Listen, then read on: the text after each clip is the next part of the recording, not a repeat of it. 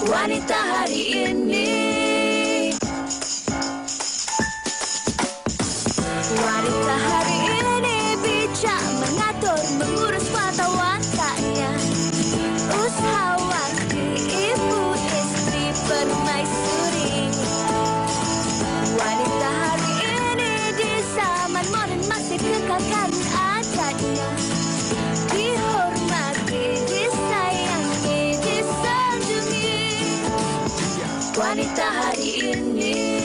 Kembali berinspirasi di Wanita Hari Ini tanggal 6 Ogos 2021. Assalamualaikum dan selamat tengah hari penonton setia kami. Apa khabar? Kami harapkan apa sahaja yang anda lakukan di rumah hari ini, hari Jumaat, esok dah hujung minggu, harapnya kepada ibu-ibu boleh menarik nafas lega lah kan, boleh bercuti, ada me time sedikit. Hari ini saya dan juga Fiza akan bersama anda sehingga jam 1 tengah hari nanti. Nak tanya Fatin, adakah itu sebenarnya luahan perasaan kan Syah? Bukan, itu saya memahami para ibu. Dan saya kira betul juga apa yang Fatin katakan tadi kan, sebab esok ataupun di setengah negeri juga hari ini dah bermula bercuti, jadi ibu bapa ramai yang boleh menarik nafas lega, mana yang nak selesaikan urusan-urusan di pejabat, work from home, dan mana juga nak meneruskan anak-anak menerusi PDPR. Diharapkan ibu-ibu bapa-bapa tenang-tenang sahaja.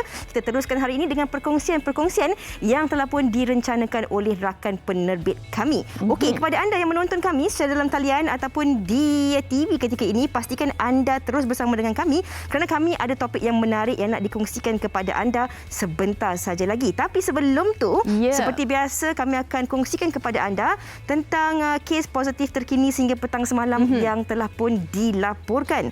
Kalau telah boleh kita lihat, sebanyak 20,596 kes positif dilaporkan sehingga petang semalam yang merupakan kes tertinggi pernah dilaporkan setakat ini. Betul, dan kalau kita tengok melihat kepada pecahan kes-kes ini, Selangor masih lagi mencatatkan 8,549 adalah kes tertinggi, dan juga kalau kita melihat kepada ringkasan kes kematian baru ini yang mana mencatatkan 142 kes di hospital dan juga BID sebanyak 22 kes melibatkan 89 lelaki dan juga perempuan 75. Tetapi Fatin, kami nak kongsikan juga kepada anda penonton, daripada 20,596 kes ini, kita harus lihat juga kepada pecahan-pecahan tahap gejala. Contohnya tahap 1 sebanyak 52.5% tiada gejala. Ada gejala ringan. Tahap 2 sebanyak 45.6%. Tahap 3 yang mengalami masalah radang paru-paru sebanyak 1%. Tahap 4 pula yang memerlukan bantuan oksigen sebanyak 0.4%, dan tahap kritikal dan juga yang menggunakan ventilator iaitu di tahap 5 sebanyak 0.5%. Betul. Kalau kita melihat juga kepada ringkasan kluster yang mana tempat kerja sebanyak 18, komuniti 12 dan juga pusat tahanan 2, dan ada satu kumpulan berisiko tinggi yang mana mencatat 1 kes. Dan ini sebenarnya yang mana kita sangat-sangat perlu memainkan peranan. Kalau kita tengok apa yang dikongsikan di media sosial itu, kena perlu ada banyak pembacaan untuk menambah pengetahuan kita. Betul, itu yang paling penting sekali. Dan kita juga nak kongsikan sesuatu yang mana semalam ramai juga yang teruja tentang ada pengumuman yang bakal dikongsikan oleh Yang Amat Berhormat Perdana Menteri tentang mereka yang telah pun melengkapkan 2 dos vaksinasi. Ramai yang tertanya-tanyalah, sama ada nak dapat rentas negeri ke, rentas daerah ke, dapat makan di kedai ke. Betul. Kan? Yang ini sebenarnya kita perlu ambil sedikit langkah berhati-hati kerana walau apa pun kelonggaran yang diberikan oleh kerajaan, kita perlu ingat tadi kita dah kongsikan 20,000 tu bukanlah angka yang sedikit. Jadi masih lagi perlu memakai pelitup muka, menjaga penjarakan fizikal, dan kalau boleh duduk dululah dekat rumah. Betul. Walaupun sebenarnya kan hari-hari kita bercakap tentang COVID-19 ini dan ianya telah pun berlaku hampir 2 tahun lah. Kita dah kongsikan hari-hari. Tapi sebenarnya ramai juga dalam kalangan masyarakat ni yang tak tahu nak buat. Kalau tiba-tiba ahli keluarga positif, adakah saya ini dikategorikan sebagai kontak rapat ke ataupun tidak ke, kontak keluarga dan sebagainya. Walaupun perkara ini berlaku dalam kehidupan kita hari-hari. Jadi kita perlu banyakkan pembacaan sebenarnya dan perlu tahu apakah langkah-langkah terbaik yang boleh kita ambil jika ada dalam kalangan ahli keluarga kita, rakan-rakan terdekat kita yang positif COVID-19, dan apa pula situasi dan status kita kepada individu-individu tersebut. Itu yang paling penting. Okey, kita juga nak kongsikan sesuatu kepada anda hari ini, pilihan penerbit kami tentang kisah menarik ini. Fatin, Tadi Fatin cakap tentang anak-anak belajar PDBR kan, melalui Jimmy ataupun melalui melalui telefon ataupun komputer. Tapi sebenarnya ada juga kaedah penanaman yang boleh anda lakukan melalui telefon sahaja. Sebenarnya inilah perkongsian daripada pelajar-pelajar di USIM yang mana ini adalah merupakan projek mereka kerana mereka sekarang ini berada di semester 3 dan ini sebenarnya inovasi dan juga orang kata kreativiti yang boleh kita adaptasilah sekarang ini kan. Kita duduk di rumah, kita tak ada buat apa, berkebun dan ini salah satu cara untuk kita memudahkan lagi memantau kebun kita tu. Betul tu. Sebenarnya kan kalau kita lihat dalam kehidupan normal baharu hari ini, banyak perkara-perkara yang sebelum ini kita tak tahu kita boleh lakukan, tetapi apabila berlakunya pandemik ini banyak sebenarnya perkara-perkara yang kita mula sedari dan mula ketahui untuk kita guna pakai dalam kehidupan kita seharian, insya-Allah. Ini berkenaan dengan pekebun-pekebun ataupun usahawan di masa hadapan. Okey, ini ada satu lagi yang menarik sebenarnya nak dikongsikan. Kalau saya kan, saya suka makan. Jadi kalau masak sendiri tu kenyanglah, tapi lagi sedap kalau orang masakkan. Fatin? Diteruskan Fatin. Tapi ini apa yang nak dikongsikan hari ini adalah seorang bapa ini yang memang sangat handal memasak, handal juga bertukang. Kita nak tengok. Okey, cuk. Tapi sebelum tu saya nak tanya, Fatin dekat rumah siapa yang masak? Fatin yang masak ke suami yang masak? Saya kan selalu mesej awak, minta resepi. Okey, tapi ini istimewa buat ibu-ibu yang mana istimewanya ayah ini rajin masakkan untuk anak dia. Betul, jom kita saksikan. Silakan. Hey Roman, but when he I feel like I'm floating when he calls me pretty. I feel like somebody, even when we fade eventually to nothing. You will always be my favorite form of loving. When I start to tumble from the sky.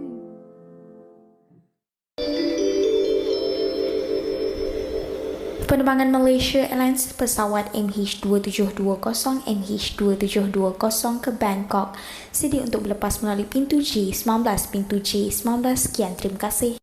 Malaysia Airlines flight MH1720 MH1720 to Bangkok is now ready for boarding through gate J19, gate J19. Thank you. Lap air mata tu. Tak boleh. Lap air mata tu. Sabar dulu. Ini ramai yang tak sabar nak pergi balik kampung, berjumpa dengan ibu bapa. Pasangan yang jarak jauh juga mungkin tak sabar nak berjumpa dengan pasangan masing-masing. Dan juga anak-anak kita berdoa semoga segalanya cepat pulih. Dan insya-Allah ada sedikit kelonggaran yang diberikan untuk mereka yang telah pun divaksinasi lengkap sebanyak 2 dos. Okey, kalau kita cakap tentang topik hari Jumaat ini, topik hikayat perkahwinan, macam-macam topik yang dah pun kami bawakan. Tetapi topik hari ini yang nak kami kongsikan kepada anda mungkin sedikit sensitif kepada golongan wanita, khususnya bagi mereka yang tidak mahu berkongsi kasih.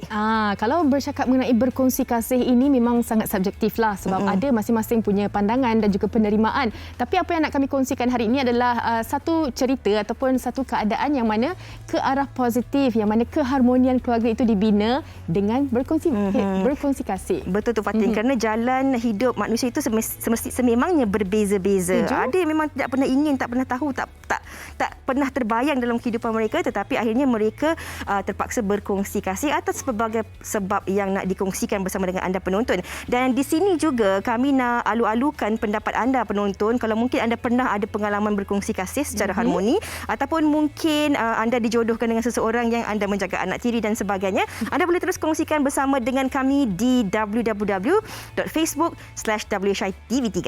Berkongsi kasih selepas ini kami bawakan, kita berehat seketika. Wanita hari ini,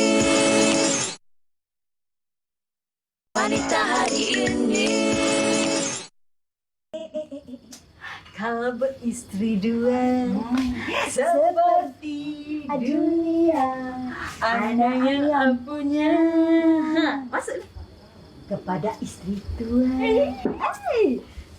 Kanda sayang padamu, kepada istri muda, I say I love you. Wow!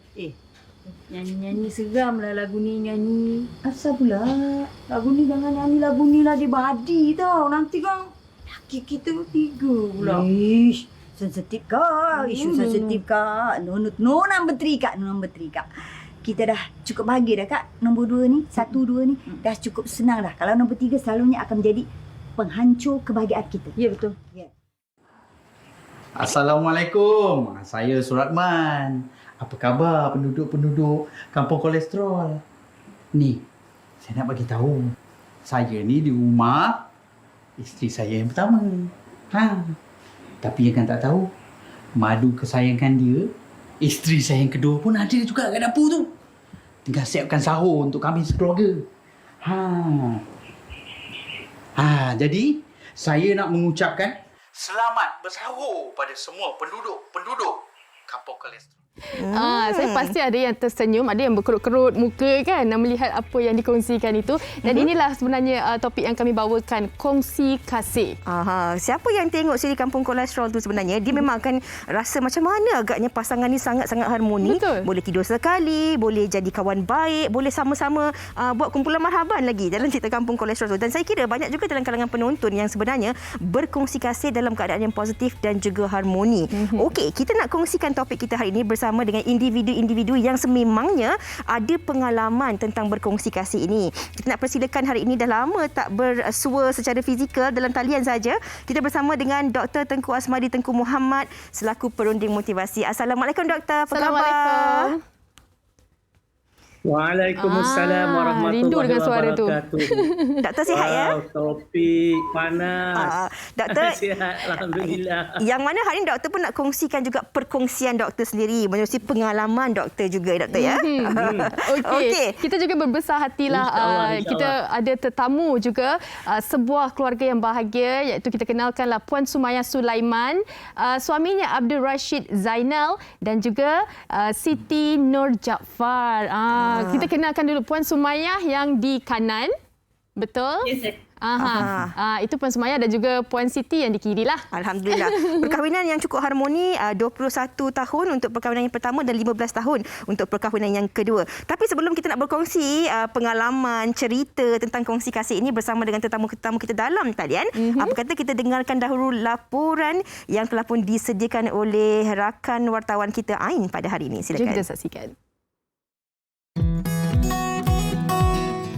Jika disebut tentang konsep poligami atau kehidupan bermadu, tentu sahaja setiap orang mempunyai pandangan yang berbeza. Bagi wanita yang telah berumah tangga, pasti merasa berat untuk membenarkan suami mereka berkahwin lain. Bagaimanapun bukan semua wanita beranggapan sebegitu, kerana ada juga yang menyifatkan hidup berpoligami sebagai suatu yang indah dan mereka juga dapat menyesuaikan diri dengan hidup berkongsi kasih. Malah ada dalam kalangan masyarakat tidak menjadikan status madu sebagai alasan untuk bersengketa, sebaliknya memilih menjadi rakan karib antara satu sama lain. Namun persoalannya, adakah mudah untuk berkongsi kasih dan mampukah suami bersikap adil dengan isteri-isteri dan anak-anak supaya tidak ada yang berkecil hati? Persoalan dalam laporan tersebut, adakah yang sanggup untuk berkongsi kasih dan adakah pula suami mampu untuk berlaku adil? Saya kira jawapannya dah pun terjawab dengan tetamu kita. Tetapi kita nak tanya lagi kepada Dr. Tengku Asmadi sendirilah. Doktor, kalau kita cakap tentang kongsi kasih ini topik yang cukup sensitif bagi golongan wanita. Saya kira jarang-jarang ada wanita yang sanggup untuk dimadukan ataupun bermadu, berkongsi kasih dengan orang lain. Tetapi doktor, dalam konteks hari ini kita lihat banyak pula konotasi yang lebih positif, yang mana ada isteri yang meminangkan bakal isteri baru untuk suami dan sebagainya. Kalau boleh doktor kongsikan bagaimana perspektif ini dilihat dalam satu konteks yang lebih berbeza, lebih positif dan juga lebih tenang. Silakan doktor. Baik, terima kasih. Assalamualaikum warahmatullahi wabarakatuh. Alhamdulillah, topik menarik, topik panas bagi setengah orang. Ya. Dan tetapi hari ini kita lihat dari sudut pandang yang positif. Pertamanya sekali, kita kena faham, apabila kita sebut kongsi kasih ni bukan macam kongsi barang, bukan macam kongsi kuih, bukannya macam kongsi harta. Yang mana kalau kita ada harta, kita berkongsi, maka harta tu akan berkurangan dari segi kalau ada 10 bahagi 2, seorang dapat 5. Betul? Tetapi kasih ni dia tak macam tu. Kasih ni kita kongsi, bukannya kita ada 100% kita kongsi, maka selepas itu dia jadi seorang dapat 50%. Tidak. Itulah sebenarnya rahsia Allah yang maha besar. Kalau kita ada kasih itu 100%, kita kongsi, setiap orang tu dia dapat 100% juga.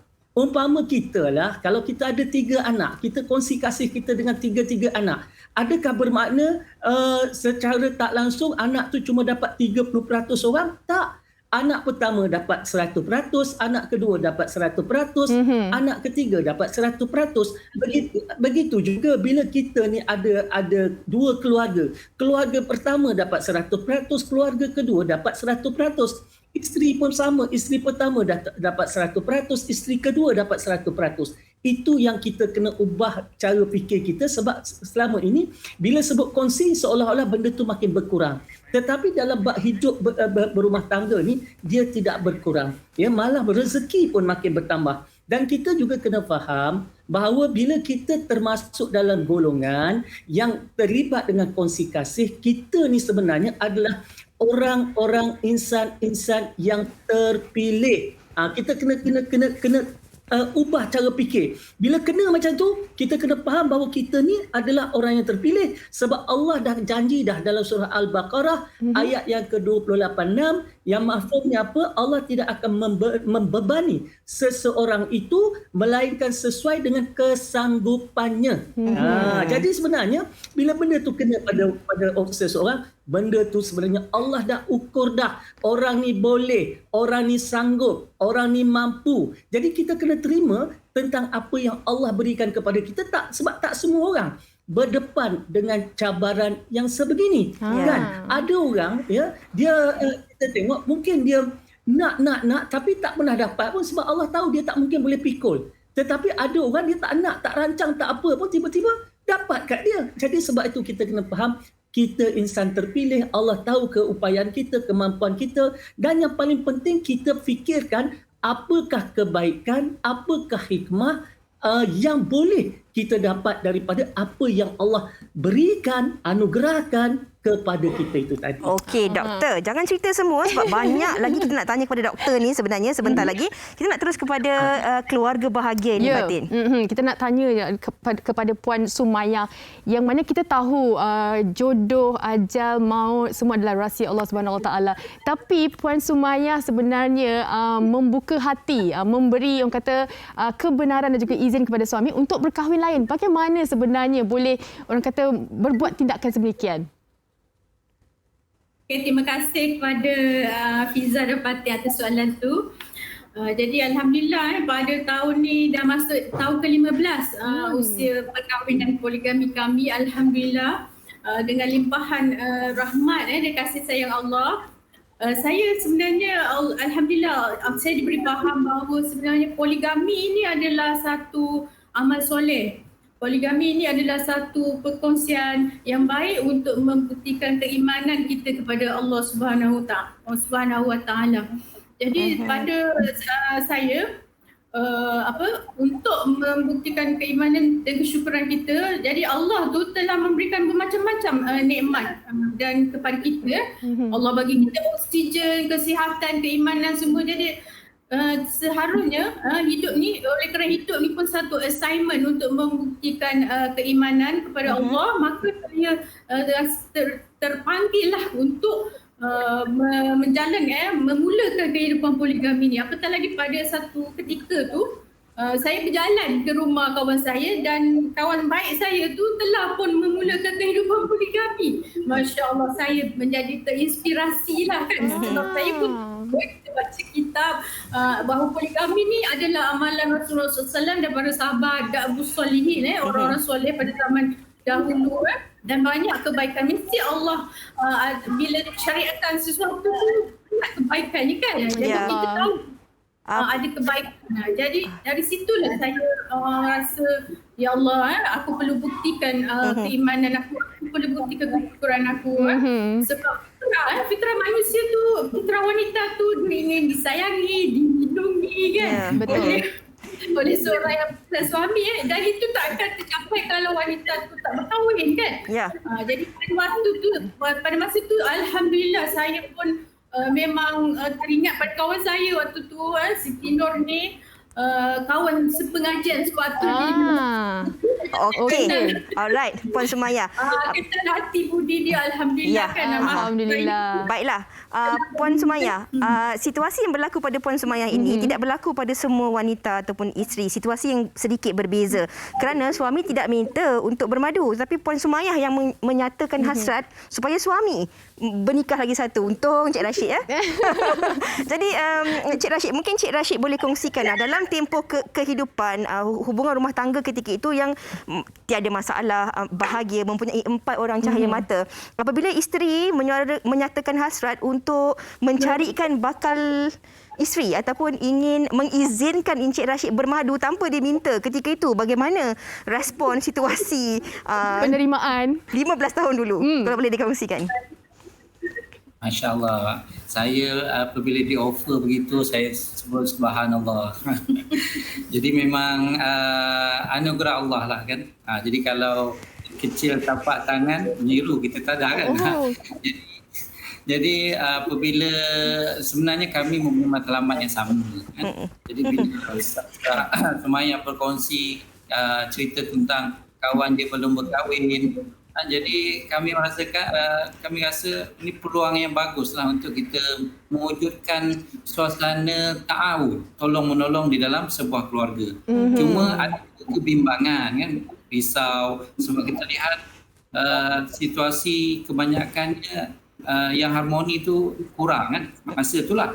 Tapi alhamdulillah bila kita melaksanakan dan rupanya saya bertemu dengan ramai golongan yang berpoligami dan mereka harmoni. Termasuklah Dr. Tengku Asmadi kita kan. Dan jadi kita nampak bahawa syariat yang Allah sediakan untuk kita manusia ni sebenarnya sangat lengkap. Jadi kalau kesilapan bukan isu agama, bukan isu syariat, tetapi isu kita lah manusia kan. Kadang-kadang kita lebih kepada hawa nafsu. Itulah lebih kurang. Ya, betul. Encik Rashid, saya nak tanya juga, bermulanya Puan Sumaya menyuarakan hasrat beliau untuk mengizinkan berkahwin lain. Berapa agaknya tempoh masa keputusan setuju tu diambil? Mengira daripada aspek keadilan ataupun tanggungjawab dan sebagainya. Okey, alhamdulillah kita ada kefahaman kan tentang keadilan. Jadi kalau kita lihat keadilan seperti mana yang termaktub dalam Quran terbagi dua. Satu keadilan secara lahiriah, secara zahir. Satu lagi keadilan secara maknawi. Kan itu kasih sayang. Jadi Rasulullah sendiri pun menyerahkan kepada Allah, tak mampu untuk meletakkan kasih sayang tu tepat 100%. Perumpamaannya sama sebenarnya seperti kita ni, kan? Kita ada anak yang bijak, kita ada anak yang mungkin dia anak istimewa, anak yang bermasalah sudut pendidikan atau fizikalnya. Okey. Sayang tu tak sama. Baiklah. Kita nak tanya juga kepada Siti Nur Jaafar, Puan Siti, ketika menerima orang kata permintaan untuk dimadukan bersama Puan Sumaya. Bagaimana agaknya penerimaan masa tu? Terperanjat tak? Dipinang oleh walaupun kawan baik. Okay, bismillahirrahmanirrahim. Sebenarnya proses dia lama lah. Kita pun panjang dalam masa yang lama. Jadi bila kita pendekkan cerita, bila Dr. Puan Sumaya dia tak beritahu dia SMS saja. Dia kata dia bagi gambar, dia kata lelaki itu adalah calon yang kita nak recommendkan untuk Nur, harap tak terkejut. Jadi masa tu rasa macam apa jugalah kan. Tapi kita kembali kepada Allah, okey. Kenapa kita nak berkahwin ni? Kerana kita nak letak Allah. Jadi saya pun tahu arwah ayah terus cakap ini jodoh engkau. Jadi alhamdulillah benda tu smooth je. Dia berjalan dengan lancar. Dan saya kalau nak cerita memang daripada keluarga poligami. Arwah dia memang mak isteri kedua juga, dan saya tengok mak dan Madia sangat baik. Ketika saya belajar dulu di luar negara, mak pernah ibu tiri pernah temankan mak tidur kat rumah. Jadi itu satu benda yang saya terinspirasi, dan saya masa form 4 pernah cakap dengan arwah ayah, saya nak bermadu lah. Itu saya cakap-cakap macam tu lah. Dan masa belajar di Jordan pun saya pernah sebab Dr. Sumayah ni dia seorang yang sangat baik orangnya, tak pernah pun kecil hati ke dengan dia. Alamak, dah sebab pula. Masa tu saya terlintas alangkah baiknya kalau dia ni jadi madu. Sebab saya memang dah ada niat. Tapi dalam hati tak mungkin. Sebab dia bukan daripada keluarga yang begitu. Jadi saya pendam je lah. Tapi Allah tu maha tahu, Allah tu maha mengetahui apa yang ada di hati, dan Allah atur segala-galanya. Masya Allah.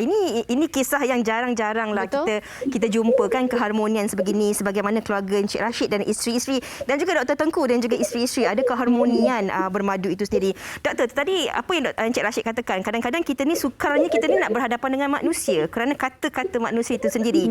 Perkara ini halal dari sudut agama, tapi kadang-kadang manusia, orang sekeliling itu sendiri yang ada macam-macam persepsi negatif, buruk dan sebagainya. Ini kerana kebiasaannya mereka yang bermadu ini sentiasa akan dianggap sebagai seorang perampas, seorang yang ingin menghancurkan rumah tangga orang lain dan sebagainya. Tetapi kalau kita lihat di satu konsep ataupun perspektif lain pula, kongsi kasih ini juga banyak perkara-perkara positif kalau kita lihat seperti yang dikongsikan oleh Encik Rashid tadi. Silakan doktor. Okey, apabila kita memilih untuk hidup berpoligami, kita pertamanya sekali, kita tidak mampu untuk puaskan hati semua orang. Ya, semua orang ada mulut, dia boleh bercakap, dia boleh berkata.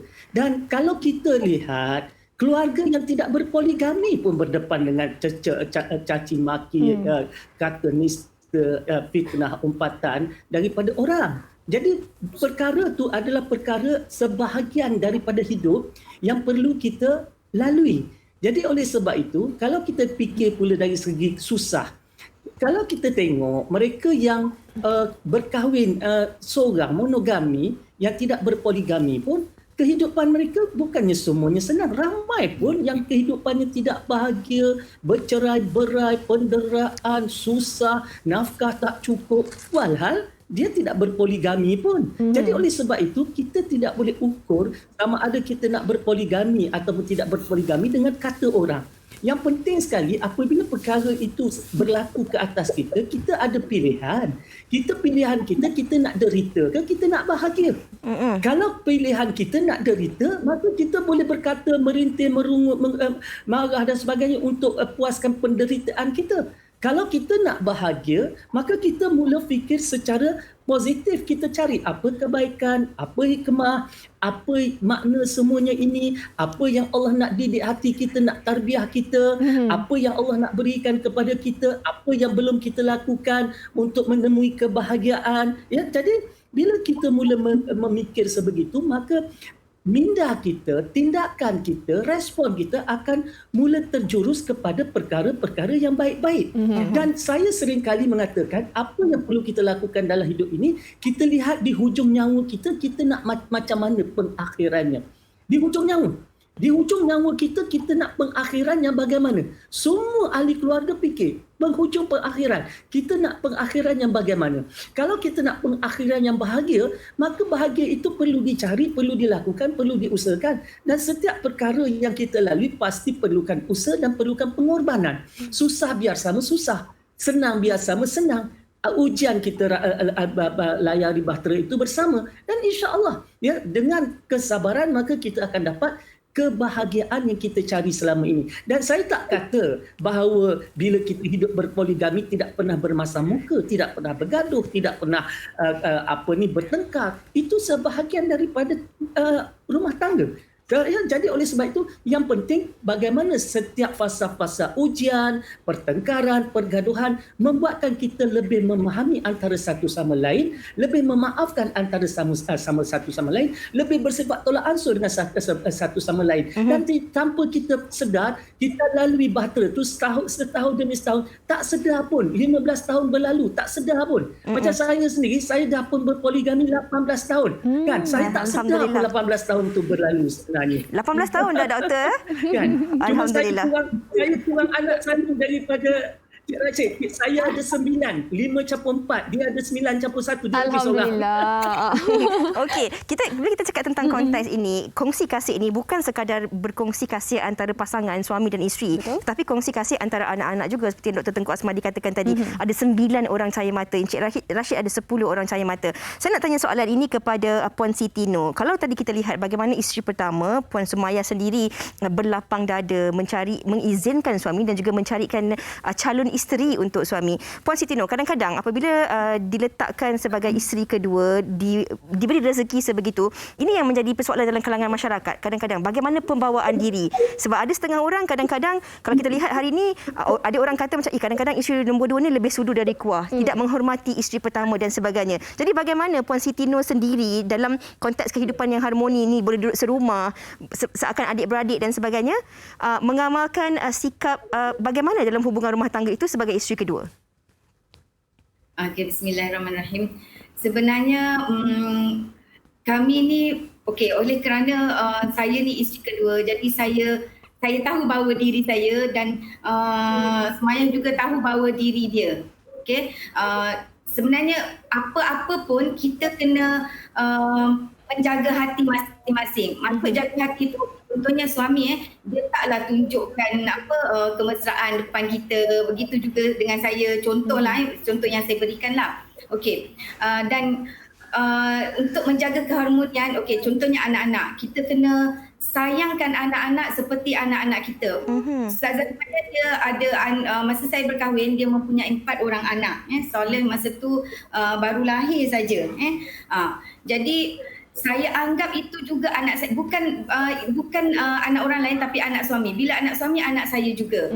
Jadi masa mereka berdua belajar di UKM, mereka berdua duduk di Kajang dan saya tinggal di Kelang. Alhamdulillah saya boleh jaga anak-anak kesemuanya masa tu. Dan 2019 menunaikan haji dan saya jaga sekejap dan kemudian saya dan suami ke Jordan. Masa tu abang yang jaga anak saya. Saya dikurniakan anak setelah 11 tahun perkahwinan. Masya Allah. Okey, itu dia Fatin. Banyak malam. Sumayah ni dia sangat menjaga hati orang. Dia sangat menjaga hati orang. Jadi Alhamdulillah. Dia yang lagi banyak jaga hati. Inilah apa? Silakan. Puan Sumayah ada nak sesuatu yang dikongsikan? Silakan. Puan Sumayah ada sesuatu yang nak dikongsikan? Okey. Kalau alhamdulillah sepanjang perkahwinan kami ni, suami memberi didikan kepada kami bahawa akaklah madu itu sebahagian daripada diri kita. Jadi suka madu, sukalah kita, sedih madu, sedihlah kita, susah senang kita sama-sama. Jadi macam itulah kami dalam amalan poligami ni. Kita saling bekerjasama, berkongsi rasa. Kalau anniversary saya, Siti Nur hadiahkan giliran malam untuk saya. Begitu jugalah kami saling meraihkan antara satu sama lain. Alhamdulillah. Baik. Cuk. Saya angkat tangan nak tanya soalan ni. Silakan. Saya nak tanya soalan. Sebagai seorang wanita, kita ni secara lumrahnya kita ingin disayangi, dimanjai sentiasa, diberi perhatian. Sekarang ni perhatian itu, kasih sayang itu terpaksa bukan saja terbahagi dua, tapi juga dibahagi dengan anak-anak seramai 10 orang. Puan Sumayah, tidakkah pernah ada rasa kelumit, rasa cemburu? Apatah lagi apabila duduk serumah. Sebab cemburu tu perasaan manusia yang semula jadi, yang sukar nak dielakkan. Bagaimana tu Puan Sumayah? Okey, sebenarnya berkaitan dengan cemburu ni kan, saya suka nak sebut satu pernyataan. Allah uji kita dengan cinta sebab kita tersalah meletakkan cinta. Jadi sebenarnya dalam hidup ni kita ni Allah hukum kita ni burung cipta Allah. Maksudnya cipta Allah tu nombor satu. Kita cinta macam mana pada suami pun, kita sayang macam mana pun pada madu kita, pada anak, tapi Allah tu nombor satu. Jadi bila kita faham hidup ni nak cari redha Allah, apa-apa utamakan kehendak Allah, insyaAllah di situ kita akan ketepikan kehendak nafsu. Kehendak nafsu itu memang sukalah kalau aku nak lebih, aku nak yang perhatian, aku semua tu. Jadi sebenarnya itu adalah keakuan sebenarnya. Kita kena didik diri kita, didik insyaAllah melalui proses didikan dengan minta kepada Allah, ya Allah sepanjang kita hidup ni kita minta sentiasa dengan Allah, mudah-mudahan Allah pandu hati kita. Jadi di situ sedikit demi sedikit perasaan tu Allah akan InsyaAllah. Baiklah. Baik, seronok saya dengar perkongsian daripada Puan Sumayya. Tapi ini ada satu perkongsian daripada rakan kita di Facebook, Zainur Atika Zainuddin, yang mana beliau mengatakan, Alhamdulillah saya isteri kedua dan baru berada dalam keluarga poligami nak masuk 3 tahun. Kerana PKP ni agak sukar kami nak bersama, berkumpul semua. Kakak Madu di Terengganu, saya di Kota Baru. Moga cepat-cepatlah boleh merentas negeri. Syukur sangat dilamar kakak Madu yang baik dan suami seorang yang penyabar. Bila kita saling faham, saling ikhlas, insya-Allah sangat mudahlah untuk suami berlaku adil. Okey, sebelum kita nak bersama dengan Dr. Tengku Asmadi untuk rumusan topik kita pada hari ini, kita nak tanya soalan kepada Encik Rashid dahululah.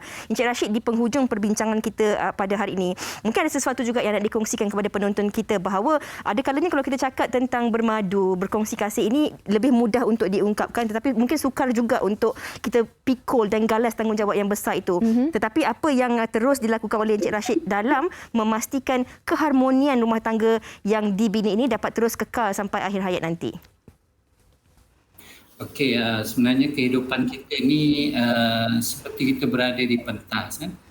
Jadi kita bila berada di pentas, kita seolahnya kita ni berlakon. Allah dah aturkan skrip untuk kita, dah ada.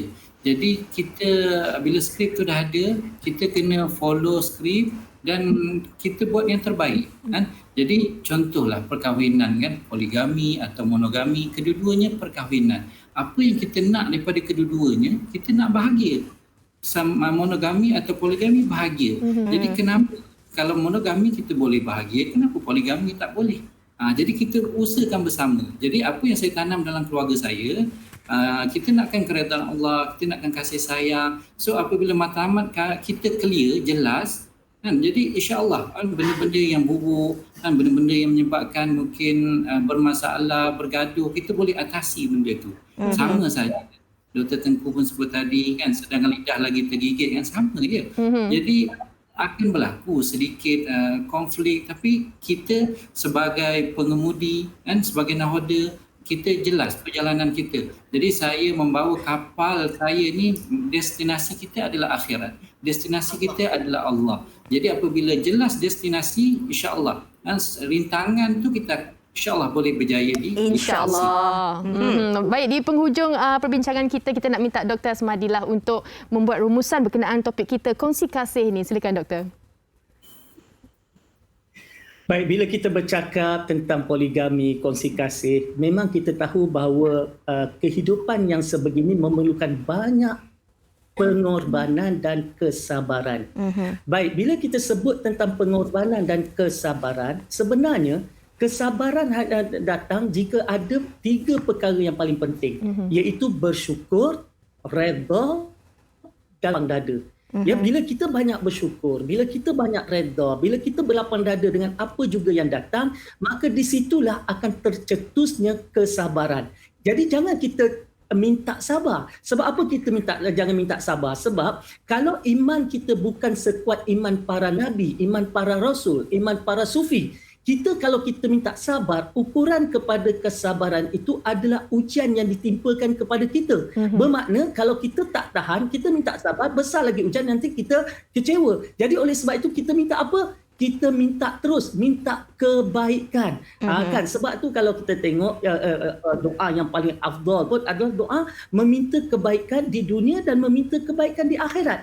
Kan? Bukan meminta kesabaran, minta kebaikan. Jadi dengan minta kebaikan itu, maka Allah akan lorongkan pelbagai perkara-perkara yang membawa kita kepada kebaikan. Dan insya-Allah kita kena pandang bahawa poligami ini sesuatu yang positif. Bila datang kepada kita poligami, kita kena lihat bagaimana kita nak menjadikan kehidupan poligami ini sebagai satu contoh kepada masyarakat, supaya masyarakat tidak lagi melihat poligami daripada hanya sudut pandang yang negatif, daripada mungkin daripada sisi pandang drama-drama dan sebagainya, tapi lihat daripada sudut pandang yang positif. InsyaAllah.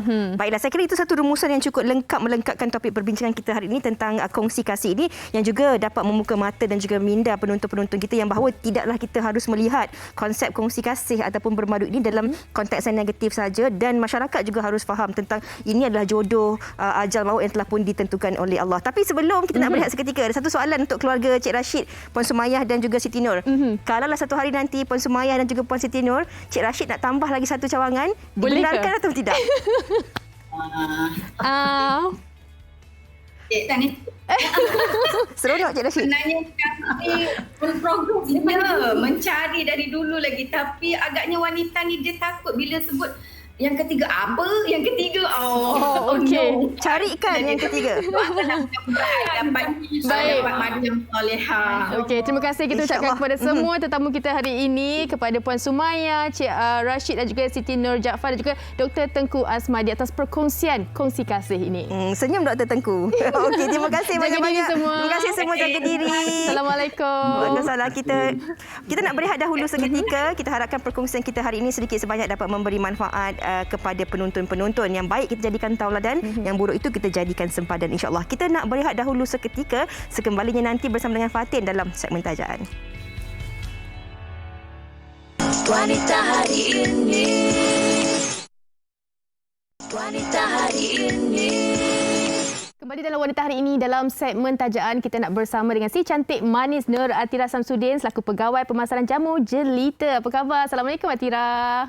Khabar baik, apa khabar Fatin? Baik, Alhamdulillah. Atira, hari ini apa yang nak dikongsikan? Silakan. Okey, terima kasih Fatin. Assalamualaikum buat semua penonton Wanita hari ini. Selamat sejahtera dan salam Jumaat.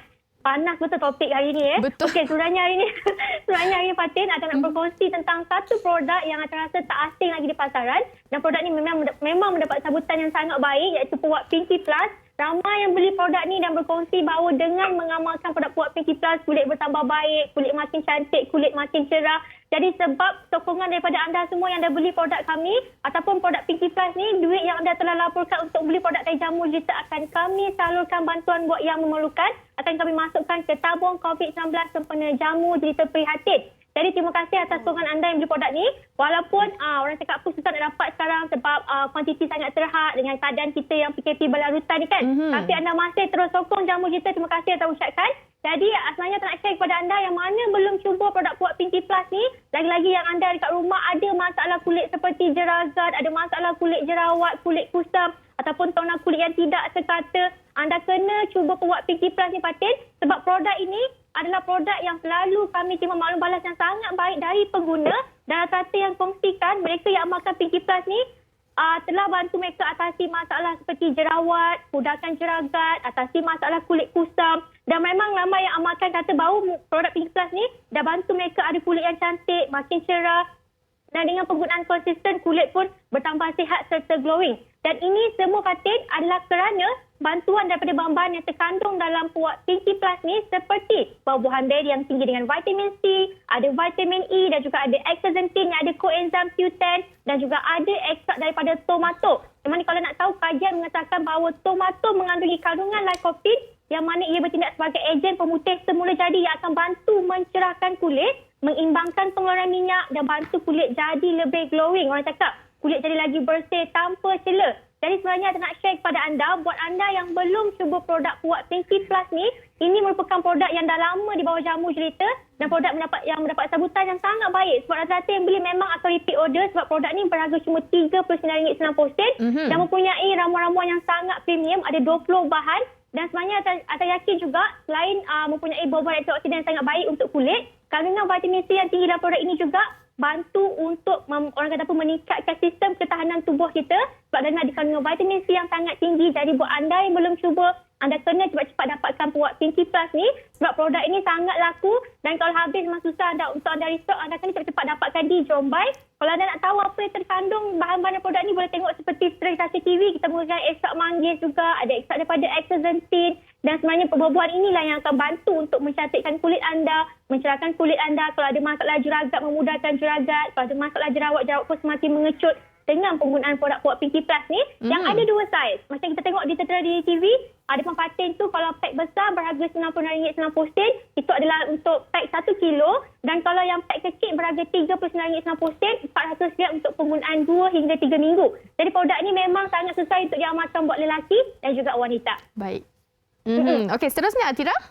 Okey, seterusnya adalah produk yang saya rasa sangat sesuai. Kalau ada kaum wanita yang tengah tengok, wanita hari ini, terpercaya kita sebagai wanita ni kalau pasal masalah dalaman, tak lain tak bukan pasti melibatkan masalah keputihan, masalah bulanan yang tidak lancar, masalah kadang-kadang tu buat para isteri otot keintimannya dah tidak seperti dulu dan tak kurang juga buat yang dah menopause.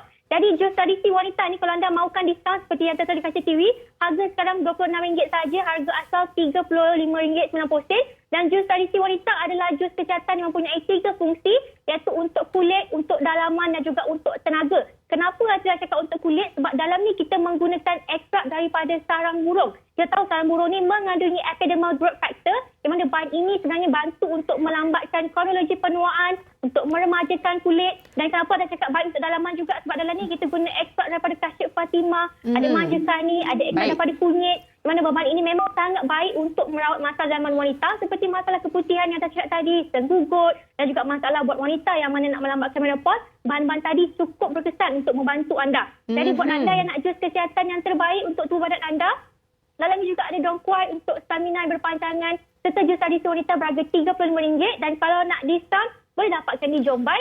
Harga dia sangat murah daripada harga atas. Okey, produk seterusnya Atira, warna biru ni. Betul, yang terakhir ini adalah produk yang terasa sepanjang kita duduk dekat rumah ni yang paling beli, yang paling ramai orang kalau memang every month kena restock sebab kita tahu bila kita duduk dekat rumah kita memang akan banyak makan Fatin.